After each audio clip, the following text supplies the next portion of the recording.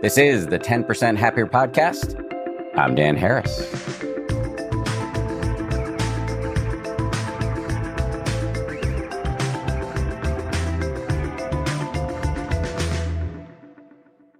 Hello, everybody. If you want to get happier, get out in nature.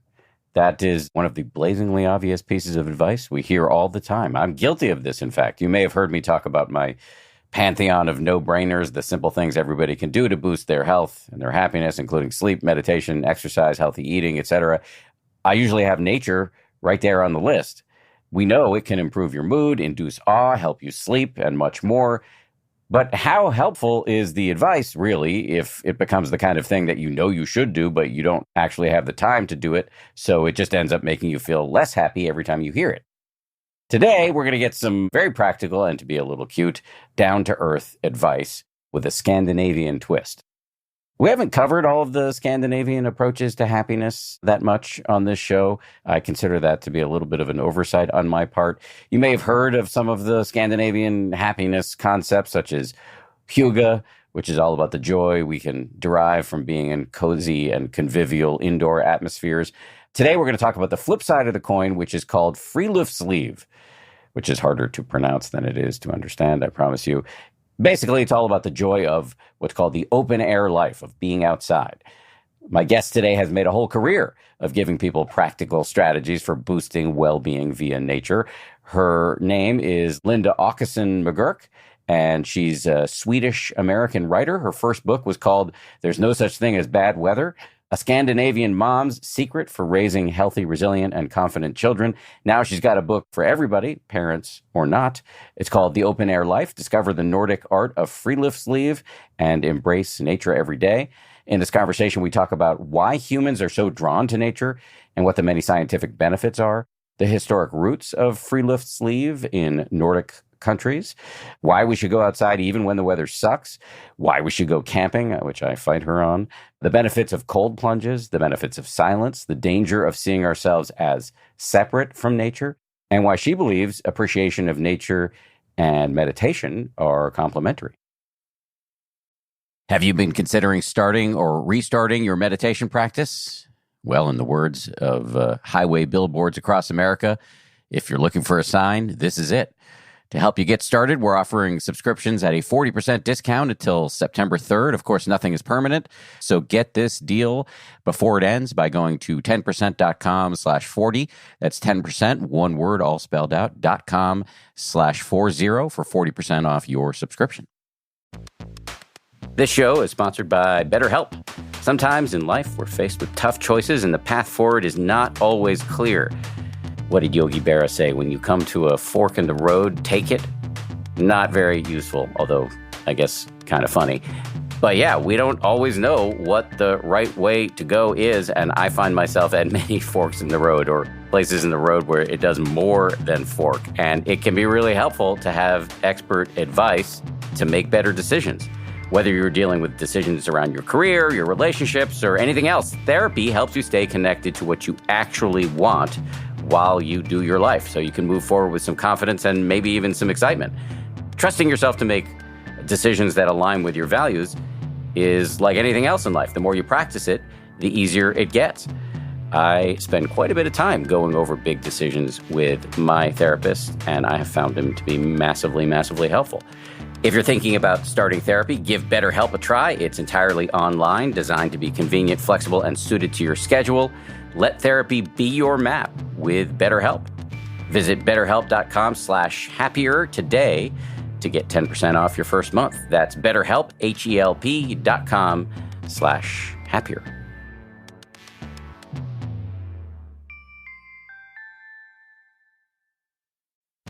Maybe you've stayed in an Airbnb before and thought to yourself, this actually seems pretty doable. Maybe my place could be an Airbnb. It could be as simple as starting with a spare room or your whole place when you're away. You could be sitting on an Airbnb goldmine and not even know it. I stay in Airbnbs every once in a while and really enjoy it. It's actually a terrific alternative to hotels, especially when I go on beach vacations with my family. We love to be able to have a house, more space, cook for ourselves. So big fan. And it really is something that many of us could take advantage of as an economic opportunity. For example, if there's a big music festival or tournament coming to your city, that's a perfect opportunity to get out of town and avoid the traffic. You can Airbnb your home and make a little extra money. Whether you could use a little extra money to cover some bills or something a little bit more fun, your home might be worth more than you think. Find out much more at airbnb.com/host. Linda Åkeson McGurk, welcome to the show. Thank you so much. I'm excited to be here. I'm still suspecting that I kind of mangled your name. Say it correctly, just so everybody hears it correctly. Okay, so it's Åkeson. It's Swedish. Åkeson. Åkeson, yeah. Okay, all right. I think I'm 60% of the way there, but it's a beautiful name. Sorry, I'm messing it up. More importantly, I'm really happy to have you on the show, and I'm excited to talk about another word that I will mangle. I think it's frilutsliv. Am I close on that one? Yeah, almost. I would go with frilutsliv. So you can hear the F in there too. So it's frilutsliv. Frilutsliv. Yes, a nice rolling of the R there too. Thank you. At least I've done something right this morning in this interview. Can you describe or define, please, frilutsliv? Yes, so this word is, I would say, not very well known in the US, at least not yet. I'm hoping my book might change that. But like another Scandinavian word, hygge, which you might have heard of. Yes, that is, just for the uninitiated, spelled Hygge, and has been the subject of at least one massively best-selling book. Yes, there's probably 20 on the topic at least.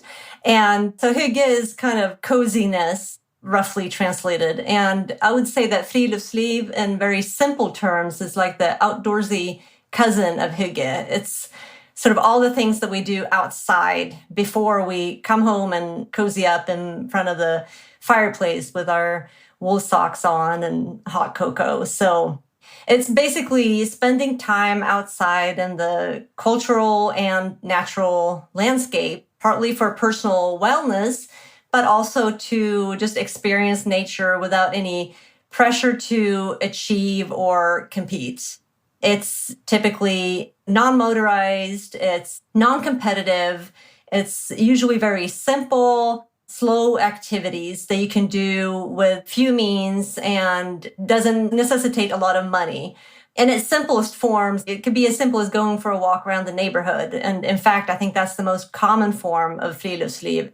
But it can also be like riding a bike or foraging, camping, kayaking, ice skating, cold swimming, cooking over an open fire, learning survival skills, all kinds of activities. But it's really not so much about the activities as it is about connecting with nature in simple ways. And most of the time, it's your nearby nature. So the nature that's accessible to you on a regular basis.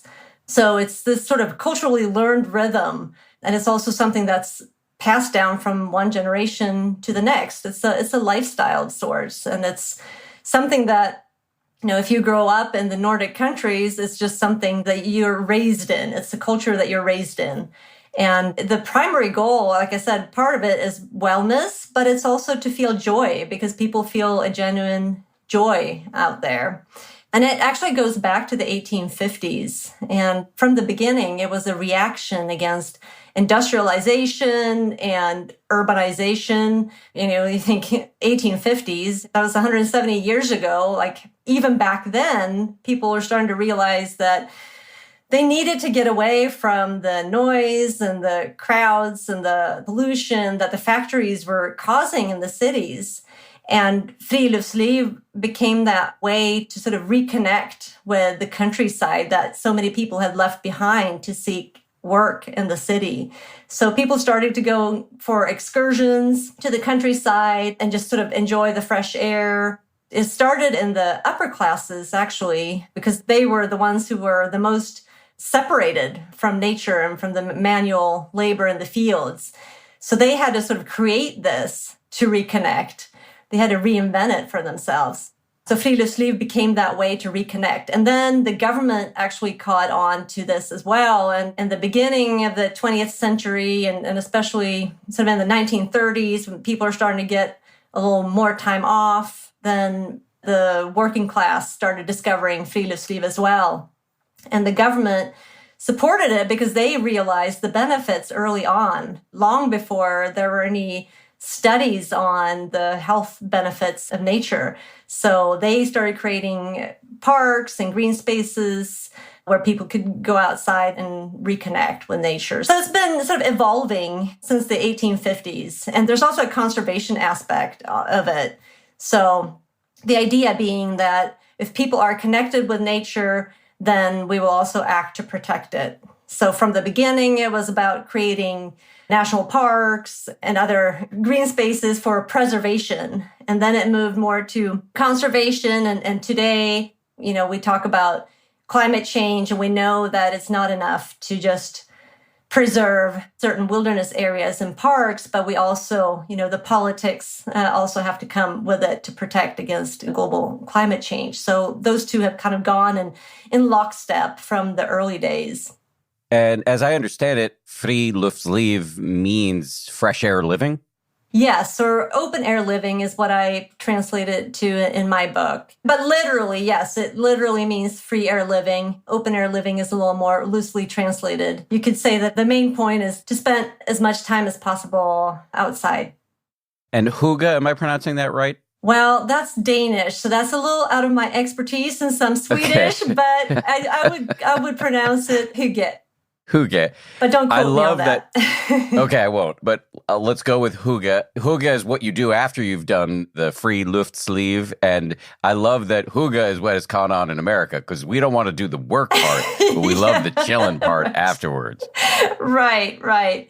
That's a good point because frilutsliv does involve challenging yourself in certain ways too. Physically, since it's non-motorized, it's about, getting places with your feet or by pedaling. So that's an important part of it as well.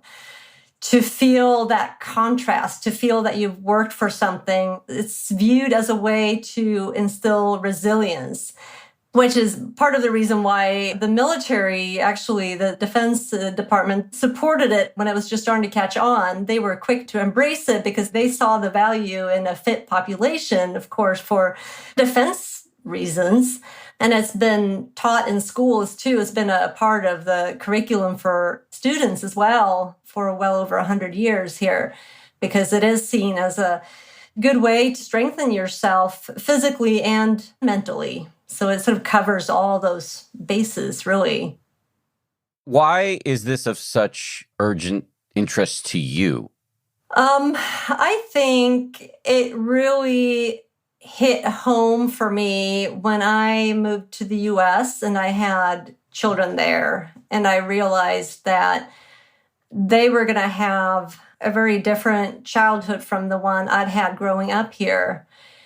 I noticed that people just weren't outside almost at all in the wintertime where I lived.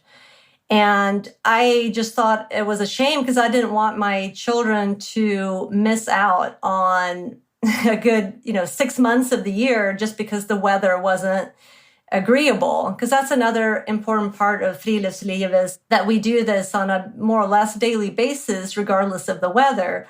So that's where the saying, there's no such thing as bad weather, only bad clothing comes in, which is frequently used over here, especially with children who don't want to go outside. So, I realized that they weren't going to get that and that a lot of people were just sort of hibernating and saw it as abnormal almost to be outside. So I stuck out. Like I would take my kids out in the freezing weather and I was told, even by health professionals, that it was dangerous. And some people thought I was brave for being out there. Others probably just thought I was crazy. But I thought I was just doing what I had done or what my parents had done with me when I was little. And I thought I was just doing what everybody was. So that's kind of when it dawned on me that this frilutsliv culture wasn't really a thing, probably outside of the Nordic countries, or at least not in Indiana, where I lived at the time. And that's when I kind of embarked on this mission to sort of inspire and educate. I started a blog. I wrote my first book, There's No Such Thing as Bad Weather. And it just started advocating and speaking about the importance for children to be outside all year round. But it's not just for kids. It's important for us adults too. Once again, I come back to that environmental part of it. And that is that if we are just inside and we're not experiencing, the seasonal changes outside and we're becoming alienated from nature, then who's going to be there to protect nature when climate change is happening and all sorts of other environmental challenges and pollution? So from childhood and up, we need to know how the ecosystem works and how we're so intimately connected, all of us. And that's another important difference, I think. I feel like in the Nordic countries, I think we view humans more as part of nature, whereas in the US, we tend to have more of an other perspective, like we view nature as something separate from ourselves. And I think there's a danger in that point of view where you just see nature as something to extract resources from, then you don't realize that without nature, there are no humans either.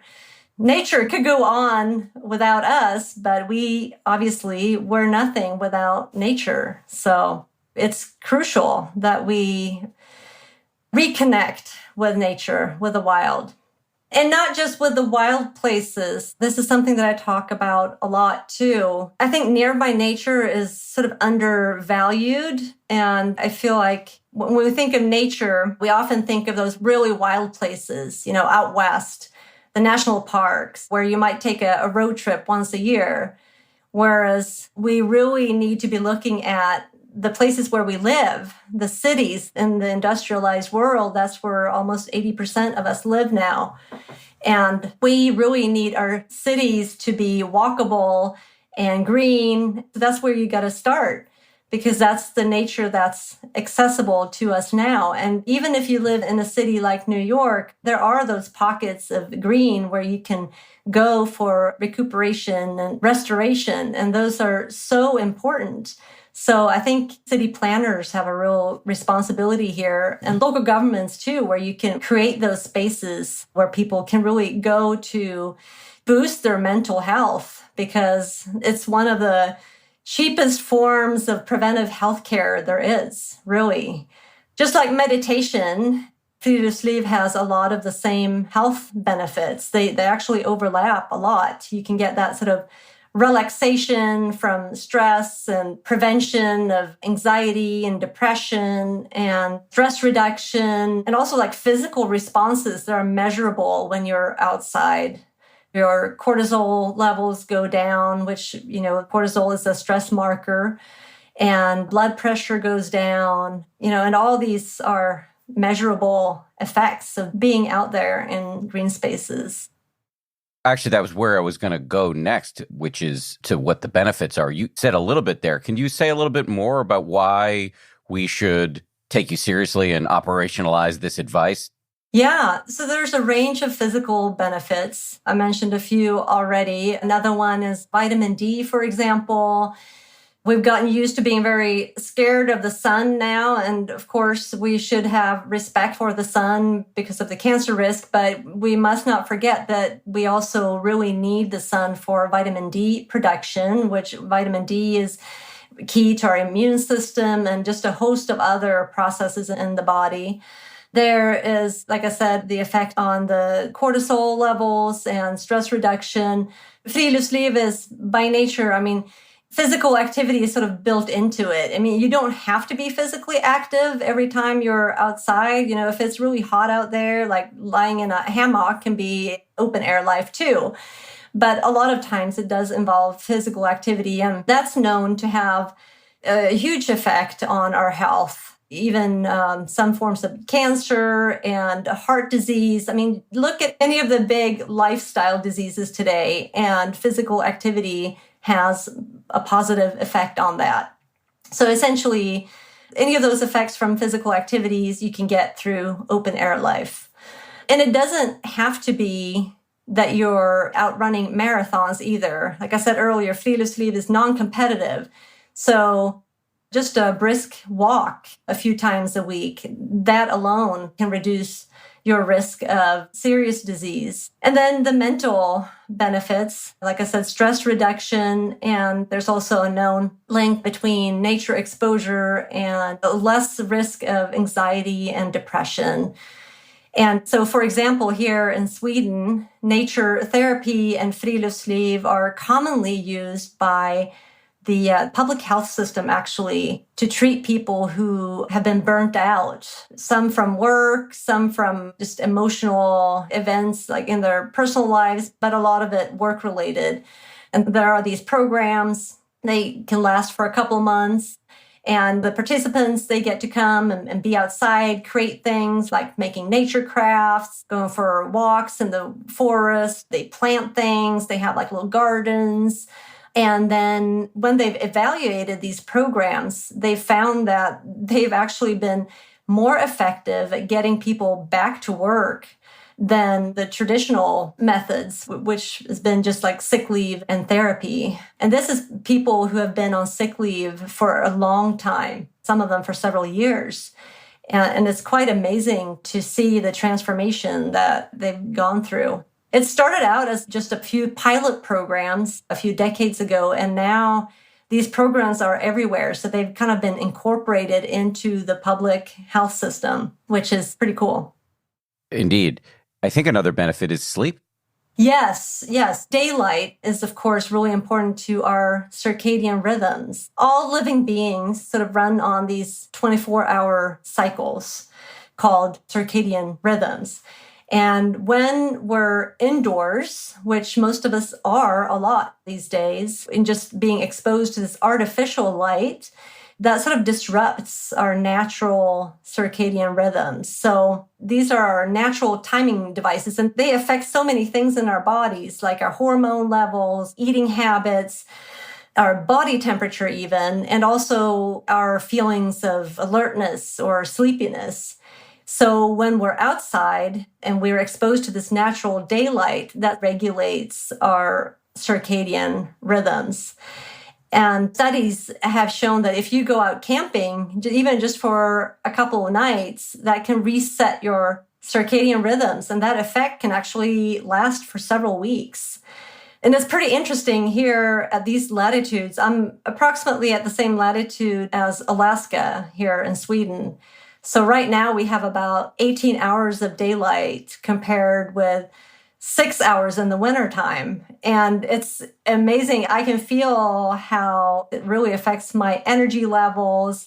And those contrasts are pretty extreme. And it's not unusual for me to wake up at 4:30 in the morning now and just get up and start my day. Actually, I wouldn't say I have 3 times the energy that I do in the wintertime, but I do have a lot more energy in the summer than in the wintertime. And of course, the other way around, in the winter, we know that a lot of people here struggle with seasonal affective disorder, which has been tied to our circadian rhythms too, because when there's so little daylight, that can really affect how we feel mentally too. And a lot of people struggle with feeling down and just feeling blue. It's a big issue here in the wintertime, actually. So that makes it even more important to actually do get out in the wintertime. I always try to get out during my lunch break or in the middle of the day sometime. Morning light is the best according to research.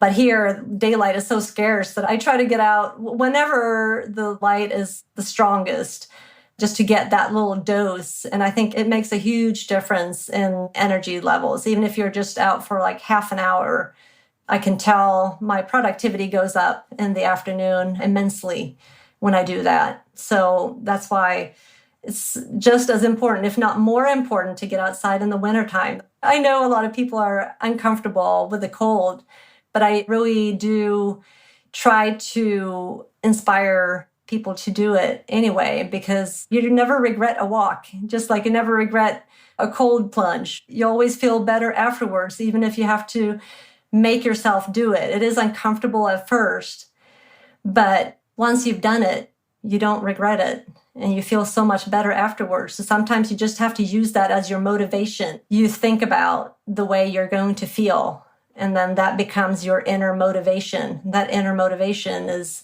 so important. That's the motor that makes it happen. Are there right ways and wrong ways to do this open air living, do's and don'ts? No, I always encourage people to start where they are and use what they have and do what they can. Paraphrasing Arthur Ashe, the tennis player. Some people might feel like, well, I can't do this. I live in the city. There's traffic and there are some obstacles. But I think the key here really is to try and hone in on those spaces that you do have.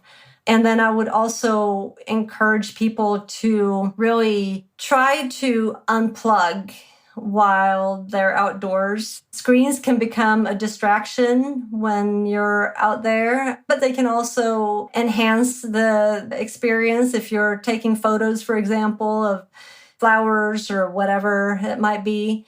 So I'm not going to say, don't take your cell phone. Cell phone is actually a great thing to have when you're out there, especially if you're out hiking somewhere. That's your first survival tool right there is your phone. But don't make it too complicated. I would say do what's accessible to you on a regular basis. Get the low-hanging fruit for starters, just to make a habit of it. And then you can go after those wilder places. I think we all need those wilder places to sort of feel that sense of awe. We need to get to the places where we can really get away from it all the man-made stuff. But like I said, just start at home, start where you are and take it from there. The most important part is to build a habit, build a rhythm. It can be life transforming. I've heard it so many times from people who have read my books that it's been really a life changer once they started making nature a part of their everyday lives. I've done some of this because my family moved to the suburbs during the pandemic. Although, as I'm listening to you talk, because I'm in such Western productivity mode, I often think of getting outside as like another thing to do on my checklist, and often am multitasking, meaning, okay, if I go outside, I'm going to do a few of my calls outside, or I'm going to work outside. Sometimes I am not multitasking. Sometimes I'll meditate outside. Mm-hmm. When I go running, I'll listen to music. So I'm wondering if all of those that I just listed fall under doing open air living incorrectly. No, I don't think so. I think there needs to be a balance. If those things help you get outside, then that's a good thing. I would challenge you to not use your phone, at least sometimes, part of the time, just because it is a different experience. Because your phone tends to create a bit of a barrier. So I think it's just different types of recreation, really. I think you do get closer to nature if you're not on a call or if you're not listening to an audiobook, but I would never tell anybody to never do that. I mean, when you look at what you're describing here, you're taking a call outside. Actually, I think that's a great way to get outside. If one of your obstacles to getting outside is a lack of time, and I know that's a common obstacle for a lot of people, then I think that's a great way of making sure that you actually get outside. If nothing else, you get the physical activity. Yeah, so maybe you're not going to appreciate the bird song while you're on a conference call, while you're walking, but you're at least going to get the physical activity and the fresh air and the daylight. Those benefits remain. And here in Sweden, it's actually quite a common practice to go on walk and talk meetings during the workday. I mean, we even have the term a walk and talk meeting, and a lot of companies actually do it because they recognize that as beneficial to the workers' productivity and focus, just because it has other benefits than sitting in a conference room. It's just a different setting where you can have a conversation with people in a more democratic fashion, or it creates a different dynamic when you're out walking side by side rather than sitting facing each other in a conference room. So walk and talk meetings are a way, you could see it as a way of incorporating open air life into your workday. So that's one form of frilutsliv. So there are many different forms. And same with, like I said, listening to an audiobook. But I would also challenge you to dare being in your own thoughts. And I suppose that's where meditation comes in a little bit too. There's a lot of overlap between meditation and where both are done for mental health benefits. They are relaxing and they offer a way to feel a part of something greater than yourself. So to actually marry the two and meditate while you're outside, I think it's fantastic. I'll go for some brownie points here and say that I read your book before coming on the podcast here, and I felt inspired by it, especially the part where you talk about the silent retreat that you went on. And I had already planned a 3-day hike, a solo hike. So I decided, well, I'm going to do 2 of those days in silence and see how that goes. So I set out on this hike and it was very interesting. I had to modify it a little bit. I met some people on the trail and I felt like I kind of had to say hello or they would think I was a complete a-hole. So I wasn't 100% silent. But overall, I put my phone in airplane mode and I told all my friends and family that I wasn't going to be reachable for a couple of days. And I found it very rewarding. And it was a way for me to take frilutsliv to another level. I'm not usually a meditator, so to me, it was a new challenge that I found very interesting. I don't see a problem with combining the two. I actually think that they are very complementary. Yeah, I think that probably the most frilutsliv thing that I do is take a walk, unplug, and just try to be mindful while walking, meaning I tune into the raw data of my senses, the feeling of my body moving, air on my skin, sounds in the environment. And then every time I get distracted, I start again and again and again. And that is just walking meditation, informal walking meditation. So I think that very much fits into what you're describing. It's some of the other true multitasking that it sounds like it's not bad, but it's maybe not all the way there. Right. Yeah, I think they're complementary, but definitely try to get some of that pure frilutsliv in as well. To me, it's been immensely valuable over the years. I mean, you talk about your own sort of burnout in your book, and I've been sort of on the verge too in a toxic work situation where I was starting to have like little blackouts that really sort of scared me. I was in a bad situation work-wise, and it was causing a lot of stress. I was at the same time going through a divorce, and I decided that I had to refocus, and I decided to do more of what I was already doing. So more time outside, more time in the woods, and it helped me. Like when I'm outside, the only way I can describe it that seems fitting is that when I'm in the woods, I immediately feel like there's no place I'd rather be, and there's nothing that's more important at that very moment than to just be there and be in the present moment.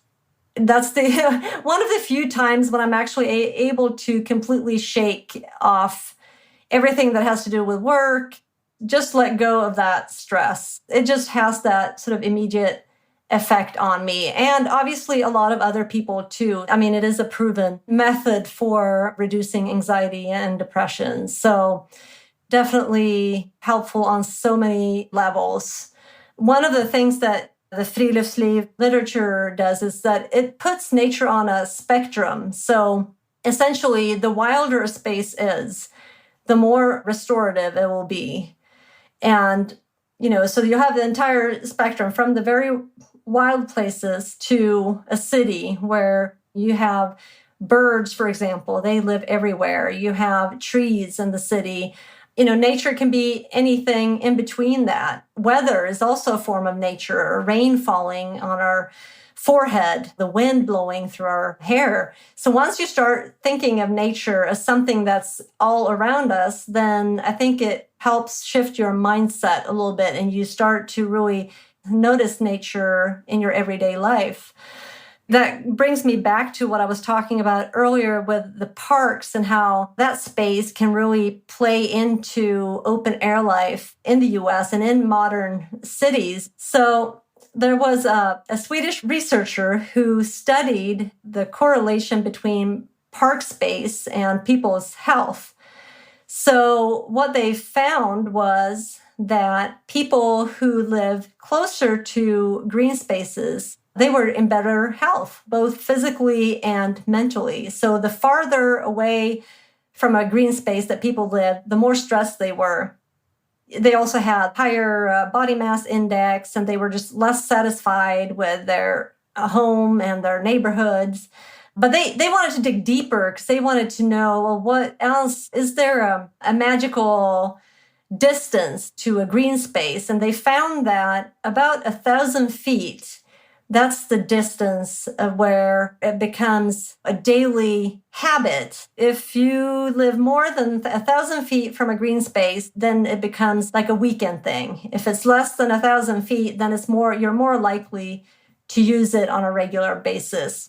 So that was part of the study. And then another part of it was that they looked at different characteristics of the parks. So they tried to figure out what about the park space was it that people enjoyed. So it could be, for example, open space or like more secluded areas, or how biodiverse the parks were and how serene they were, like noise level and so forth. And they found that the participants in the study, that they rated serenity and space and having a lot of natural elements the highest. So those were the most sort of relaxing features. So the conclusion of all this is that if we can create more spaces like that in our cities, that can be used as a place for people to improve their health. And, in the long run, it's so much more cost effective than having people get sick and then treat the symptoms and treat the disease than to actually prevent the disease in the first place. Coming up, Linda talks about what cold plunging is and why it's so popular right now, whether there's actually proof that it's good for you, and why nature shows like Bird Radio and Moose TV became huge hits in Sweden during the pandemic.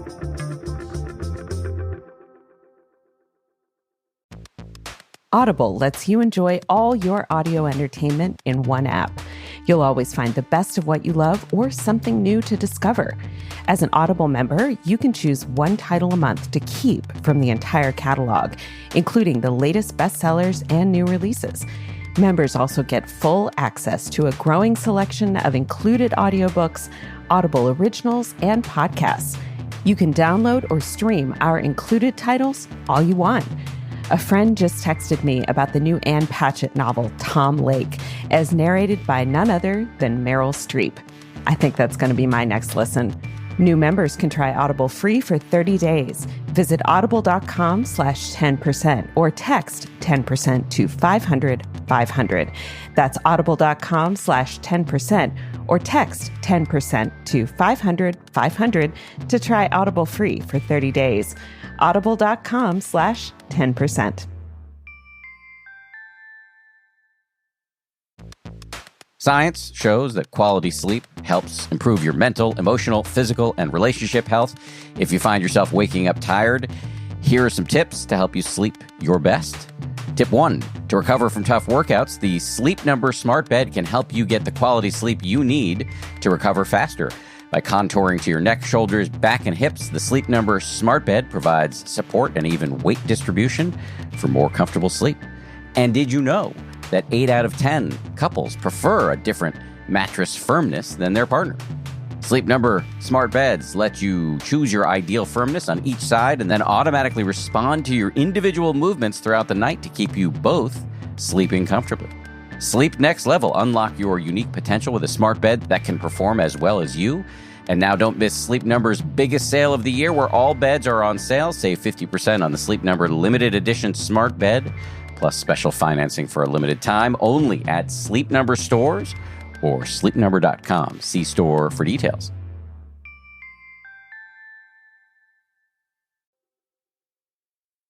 There's something you've mentioned a couple times that I would love to hear more about, which is cold plunging. That sounds terrible. We've talked about it a few times on the show. Can you describe what it is and what the benefits are and how we could do it if we're that brave? Yeah, I thought it sounded awful too until I got hooked. Cold plunging is basically swimming all year round, even in the wintertime. You cut a hole in the ice.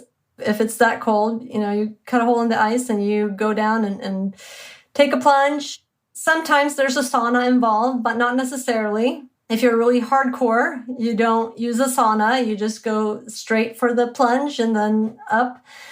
And of course, it's a form of cold water therapy, and there's really nothing new here. That's been around a lot longer than frilutsliv.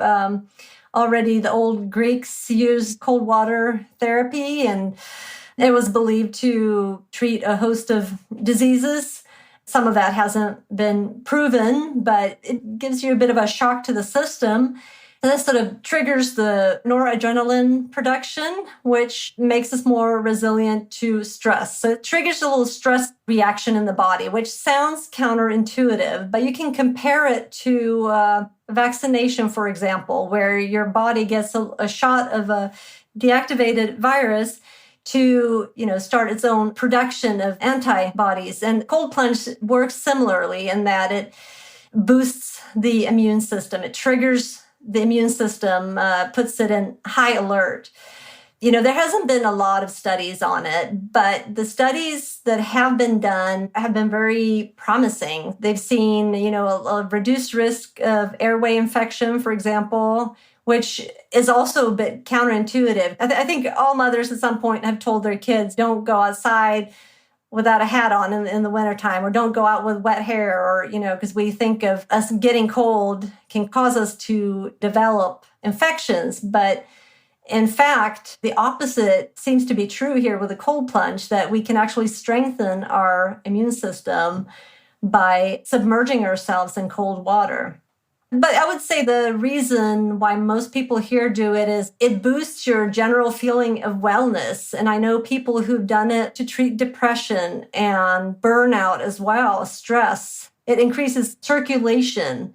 It's had some effect on fatigue and pain. I have a neighbor who has arthritis, and she uses it to help soothe those symptoms.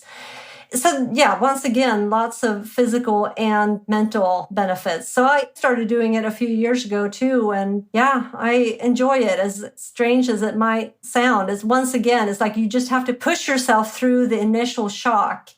And once you're over that, then it's a pretty cool thing. And it really had a moment during the pandemic when people were looking for all sorts of ways of entertaining themselves without seeing other people, and preferably outdoors. It really caused a bit of a cold plunge craze, even here where a lot of people are already doing it, but now it's really quite common. And another one of those nature-based interventions that have proven more effective than pharmaceuticals, even according to some studies, at least when it comes to like milder forms of depression. Definitely worth trying because it doesn't have any side effects. So why not? Only thing is, if you have any history of heart issues, then talk to your physician. Just throwing that in there.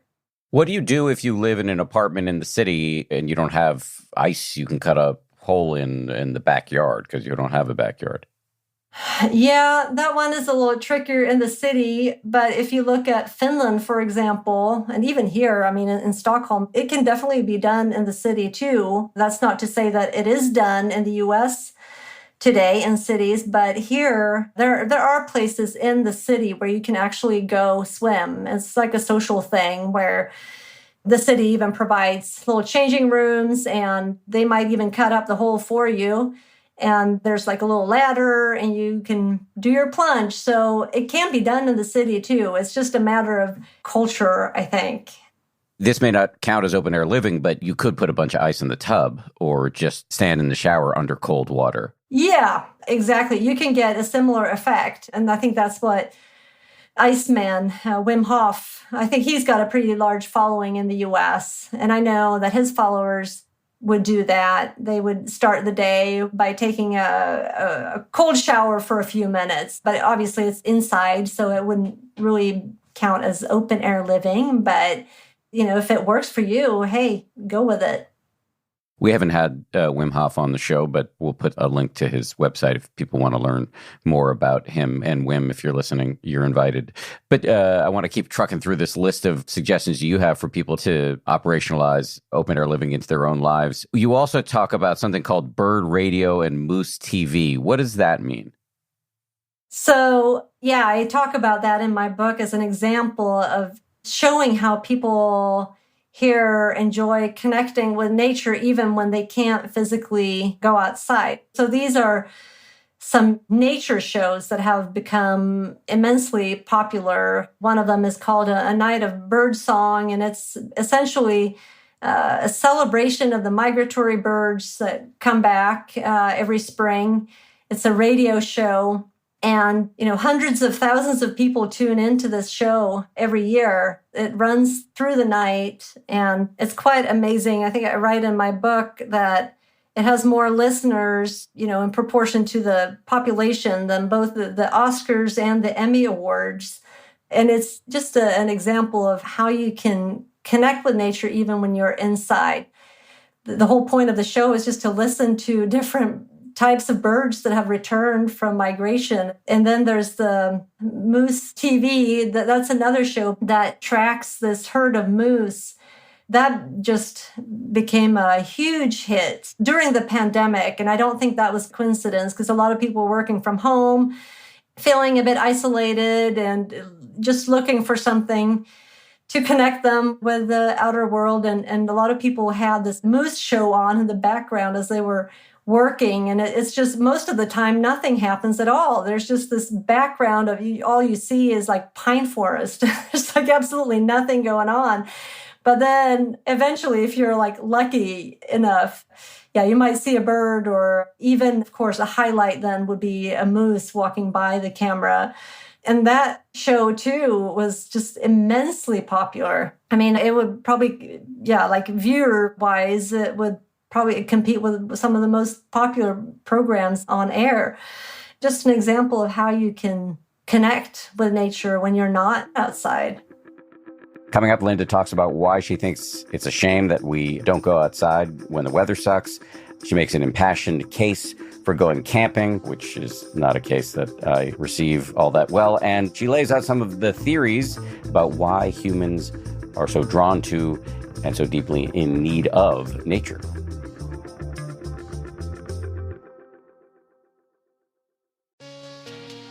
Ad blocking is on the rise, and audiences are getting harder to reach. So to cut through, most brands throw privacy out the window and ramp up online tracking. But Brave offers a new approach, one where privacy and performance come together. Brave users choose when and where they see Brave ads. The result, industry-leading ad engagement. With Brave, you can drive traffic, sales, and product awareness without violating user privacy, and reach new audiences while you're at it. To get started with a new way of advertising online, go to brave.com/ads. The Mighty Fix makes it easy to discover new sustainable products. Each month, the Mighty Fix sends one full-size product so you can make changes like cutting down on plastic or stopping the use of so many paper towels. They send personalized fixes based on the changes you want to make. Shipping is always free, and you can cancel at any time. My family and I recently received a few samples of the products that Mighty Fix customers might receive. We got some reusable snack bags, which we already happened to use, so it was great to get some more of those. There were some nice dishcloths, which will be put to good use around here. And we also got some dryer balls, which you can use in the dryer instead of chemical dryer sheets. And they're also pretty good for playing catch with your 8-year-old son, as I found out. The Mighty Fix is $13 a month, but you can get your first month for $5 at themightyfix.com/happier. That's themightyfix.com/happier.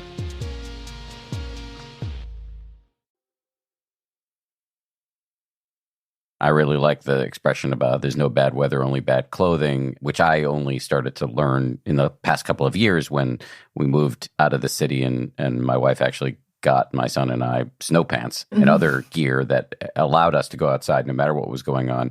You argue that we should make the affirmative decision to take walks in the rain. Can you say more about that?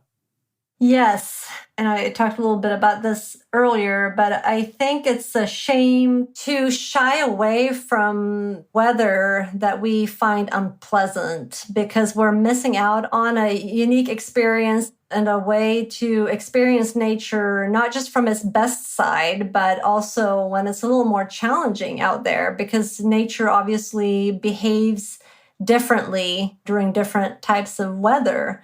So when it rains outside, you can discover things that you wouldn't see otherwise. And when it rains, the air is cleaner. Petrichor, for example, that's when the raindrops hit like dry earth. Bacteria are released from the ground, and that creates a very specific scent. If you know, you know. Like if you've experienced it, you know what I mean. And there are just so many different sensory dimensions of experiencing different types of weather. And I just think it would be a shame to miss out on all that. I think in the Nordic countries, I suppose we've kind of made a virtue out of necessity because it rains here so much that we've just told ourselves, like, we just got to fake it till you make it. But, we can't just sit inside.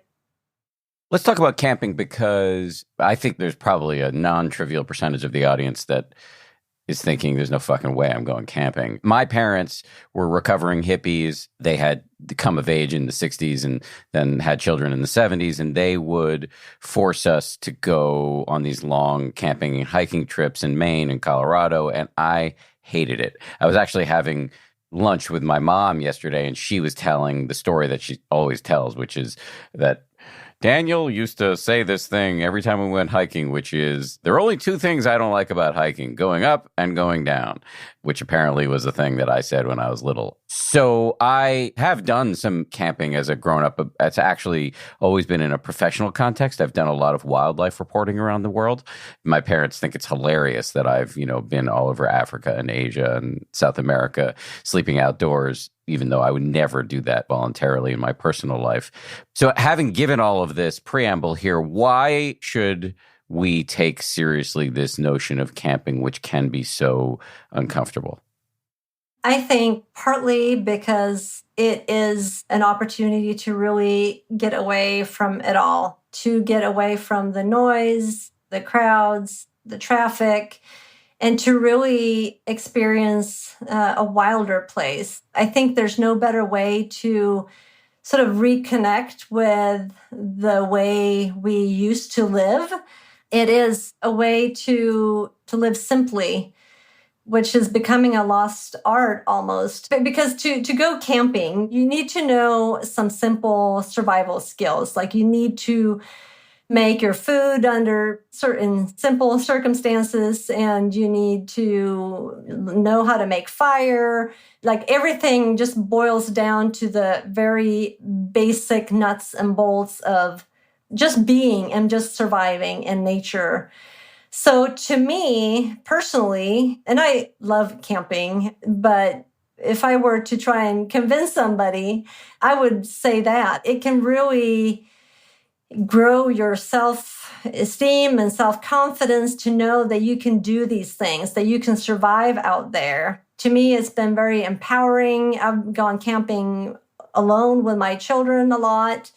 And to build those skills, that didn't happen overnight. Like you, my parents took me camping too when I was little, but then years went by without me doing any of it. And then when I had children myself, I realized that I want them to know this stuff as well. So that kind of pushed me to learn and just do it. And it brought a lot of new experiences and skills that I wouldn't otherwise have known. And I think in this day and age, with the world being, this may sound like overly dramatic, but I think it's important to have survival skills. Like we're close enough to Russia here in Sweden that, we can clearly feel that threat. And even if we're not affected by the war, we are reminded by our government repeatedly that we need to be prepared for whatever it is. Maybe it's a cyber attack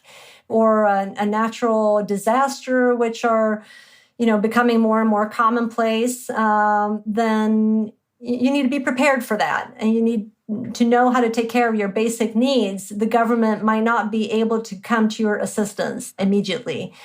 So I think that component is very important. It's not something that I think about when I'm out camping, but it's something that's sort of at the back of my head, that I need to have these skills and I need to pass them on to my children. I want them to be able to handle a knife and to know how to build a fire, to know how to survive in the wild, to find shelter, to navigate. That might sound extreme, but really those are basic skills that our forebears all used to have, but we have lost them. It's become a lost art. And I think there's a lot of value to keeping them alive, even if we now live in cities and we feel like we don't need them. But then I also think that camping just gives us a unique opportunity to connect, not just with nature, but also with ourselves and our families, because you remove all the distractions and you just have the basics left. You got to work as a team. You can't just do your own thing out there. You have to cooperate to survive. And it's a great thing to do over the generations. It's a wonderful way to bond as a family and to get away from technology. Back in the 1850s, when frilutsliv was first developed, people didn't have smartphones. Well, today, I think that's, sometimes I feel like that's what we need to get away from the most. It's just become such an ingrained part of our lives. And I think there's definitely a need to just turn off all the notifications and dare to be in the silence. As we near the end here, you talk about some theories for why we need green. Can you just say a little bit more about why being outside is not just like a nice to have? It's actually, we evolved to need it. Yeah, there are a few theories and hypotheses on this, and I don't think they're mutually exclusive. I think they actually overlap and complement each other. The most commonly referred to hypothesis is the biophilia hypothesis, which holds that we have this sort of innate need for the environments that have met our basic needs in the past. So basically, green spaces and our blue spaces, which have provided us with food and water. And to me, that makes a lot of sense. I really think that explains a lot. We cannot survive without nature. And then there's another theory called the attention restoration theory, or ART. And according to this theory, nature is free from distractions. So it evokes this sort of effortless attention. And that makes it very restorative. It replenishes our energy instead of stealing it, because unlike our daily lives that are full of these complex tasks, like driving through busy traffic or solving complex problems at work, that takes a lot of directed attention. And nature provides sort of the opposite of that. And then there's also psychoevolutionary theory, which is a little bit of both, is related to biophilia. It was made famous by Roger Ulrich, who made this famous hospital study where he showed that just having a window with a view when you were in a hospital could actually help patients recover faster from surgery and reduce their need for medication. And I think that really says something about how powerful our connection with nature is, that just looking at scenes of nature can be physically and mentally healing. And then, to some extent, there's also a cultural aspect of this too, so that we gravitate towards environments that we've grown up in and that where we've had positive memories, which also makes a lot of sense. If you've grown up, well, maybe not if you didn't like camping, like you were saying, that could turn you against nature. But a lot of people have positive memories from their childhoods. Like my grandparents took me out in the forest a lot, and I've basically spent my whole childhood playing in the forest and swimming in the lakes here. And And that means I've really learned to appreciate that biome. And so when I'm in that biome, I immediately feel like home. So I can feel at home in just about any pine forest in the world, because that's where I grew up. And I have a lot of positive memories with people that were close to me growing up. And of course, the opposite can be true too. Like people who grew up in countries where nature is not necessarily associated with something positive. I mean, there are places on this earth where natural areas can be associated with gorillas, or that you might risk getting robbed or raped in the forest. Then of course you're going to have a certain fear. And we see that here with some immigrants that come to Sweden. They don't necessarily have that idealized and romanticized view of nature that we do here, because we've grown up in this peaceful country. So that can really affect your view of nature. But I think that's a learned behavior. So the default really is that we have this innate bond with nature. And I think it's human actions that can turn people away from nature. There's also another theory that holds that one of the reasons that why we become calm and relaxed in nature is that it triggers the production of oxytocin in the body. It's the love hormone. So just like when we're with loved ones, it's the same type of hormone can be triggered when we're in nature, and that can help us develop almost like a friendship with nature. That's a nice place to leave it, a friendship with nature. Before I let you go, can you just remind everybody of the names of your books and anything else, your website or social media, anything else you're putting out that you might want people to know about? Yeah, my first book is There's No Such Thing as Bad Weather, and my other book is The Open Air Life. And people can find me on the web, rainorShineMama.com, and that's mama with 2 M's. I'm also on social media.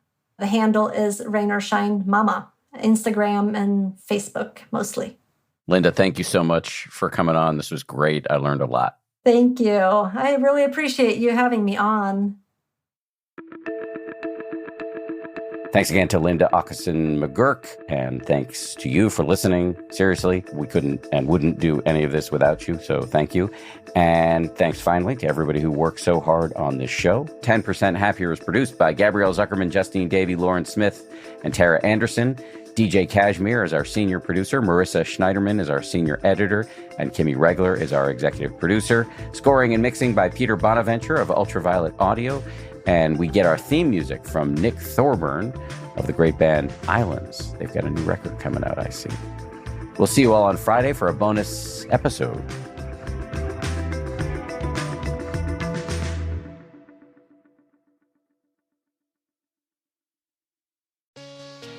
Hey, Prime members. You can listen to 10% Happier early and ad-free on Amazon Music. Download the Amazon Music app today. Or you can listen early and ad-free with Wondery Plus in Apple Podcasts. Before you go, do us a solid and tell us all about yourself by completing a short survey at Wondery.com/survey. Rakuten helps you be a smarter shopper and save money on just about everything you buy. We all have things we need to buy, whether it's home essentials or a self-care treat just for you. With Rakuten, you get cash back on clothes, groceries, travel, and much, much more. Even better, you can stack cash back on top of other deals like store sales and credit card points. In case you're wondering, the stores on Rakuten are the ones you know and love, and lots of cool ones waiting to be discovered like Overstock, Chewy, Dyson, Ulta Beauty, H&M, Asics, Moose Jaw. I could go on and on, so many more. When it comes to savvy shopping and saving money, Rakuten is a no-brainer. It's free and easy to join. Just go to Rakuten.com now or download the Rakuten app today. That's Rakuten. Rakuten. In the first part of the 20th century, the Hilton family had a lock on the hotel industry by offering upscale service at a modest price. The company was expanding fast and buying up iconic properties across the country, like the Plaza and the Waldorf Astoria. But their unchallenged rise wouldn't last. An ambitious Mormon named J.W. Marriott decides to pivot from restaurants to hospitality, and he's after Hilton's business, developing modern hotels across the world. But both the Hilton and Marriott families will have to contend with their share of drama in finding a successor. while also fighting to stay solvent in a high-stakes business. Hi, I'm David Brown, the host of Wondery's show Business Wars. We go deep into some of the biggest corporate rivalries of all time.